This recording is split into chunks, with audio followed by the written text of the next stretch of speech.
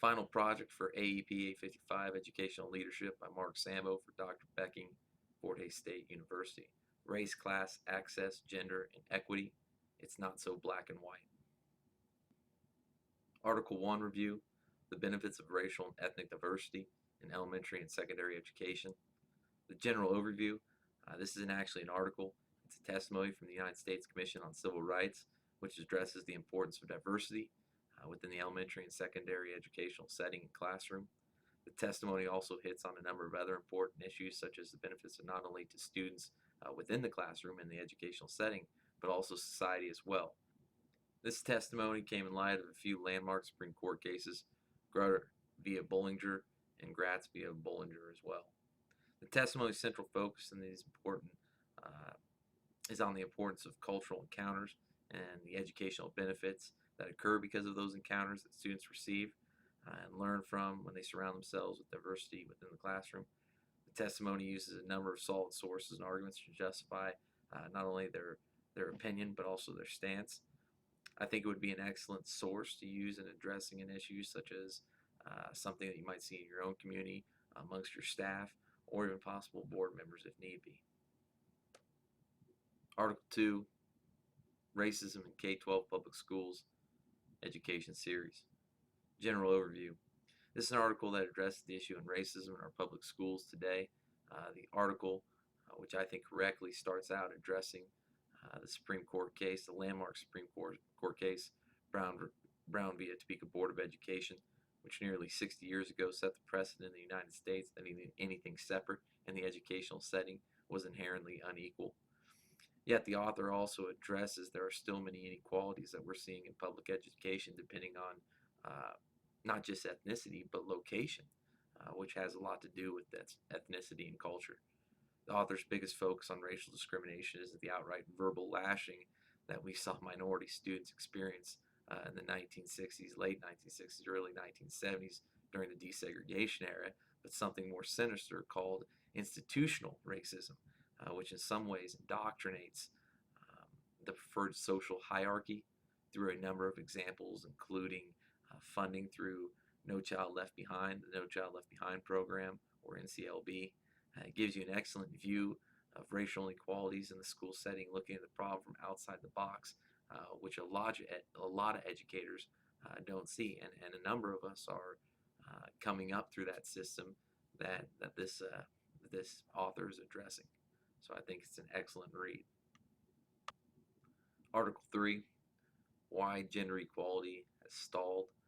General overview of this article. It's from the New York Times. It's a New York Times article that addresses the issue of gender inequality as the title so delicately puts it. The United States is asking itself the puzzling question for the recent standstill in somewhat gender equality. The article goes on to argue that gender equality hasn't stalled, it simply hit a wall, and I think that's a unique point. You know, women's rights going back from the early 1900s, the monumental cases, the monumental strides that have happened. You know, let's look at the past 30 years and look at those strides, and it's not in great as effect. And you would think it would be more common today than in the 1920s, 1930s, 1940s. The argument the author makes is the lack of government help and regulation. This is something that administrators need to take into account as they hire staff, establish a system that hires individuals best suited for the job rather than based on gender or ethnicity or stereotypes. You know, it's something I look at a little bit differently from this class. After taking those personal quizzes, I never thought of myself as a sexist. I still don't, but I definitely saw some things that I never thought that I would see in myself in some of the things I've answered, and I thought that was an eye-opener for me.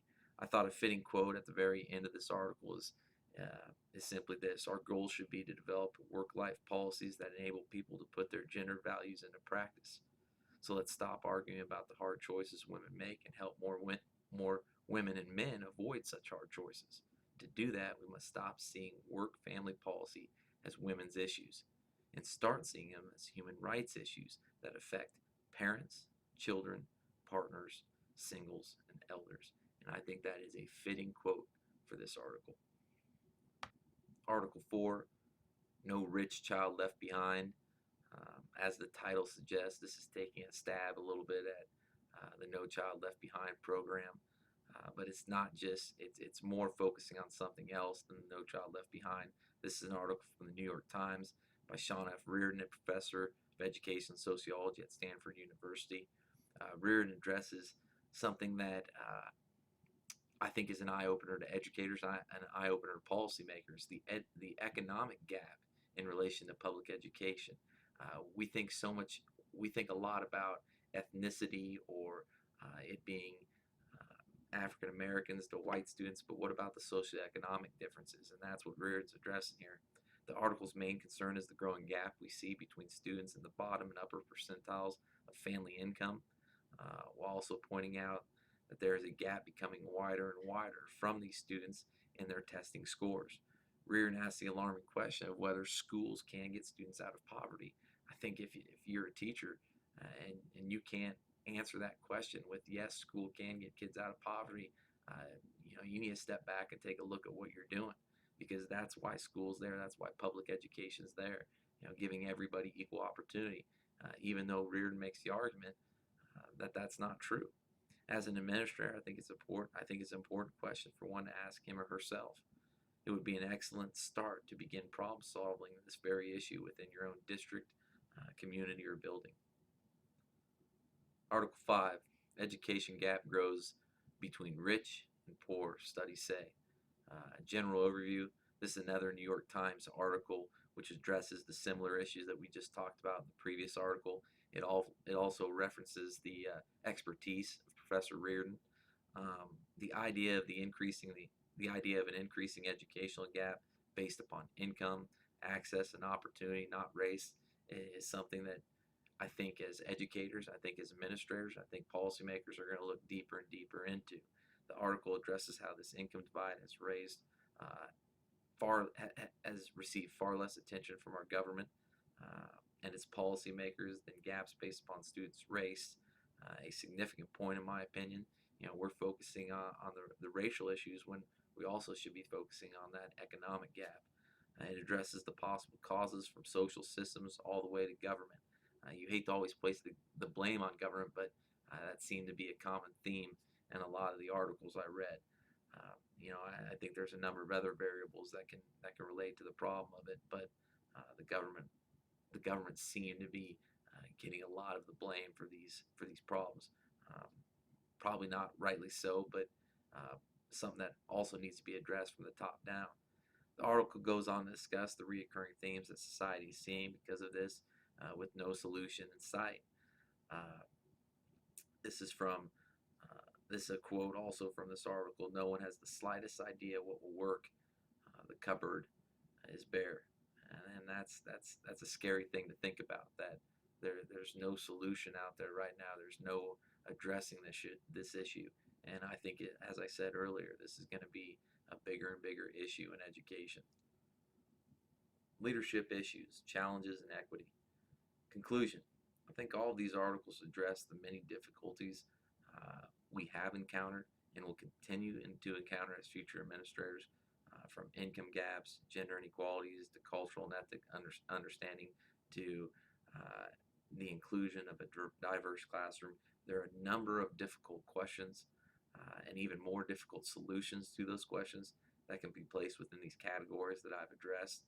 It will be important for any good administrator to be able to verbally communicate their position and expectations for staff and students, as well as physically model the appropriate behavior and actions as a leader. As a building leader, you become the trendsetter. You have to have the mindset that the buck stops at your desk. If these categories are addressed appropriately and effectively by a building leader, a dull educational environment, a cultural change could happen. It could become vibrant and colorful in the learning environment. Now, I hope everybody's noticed my artistic spin on this presentation. I had everything in black and white, excluding obviously my video, but the point of that was to end on this.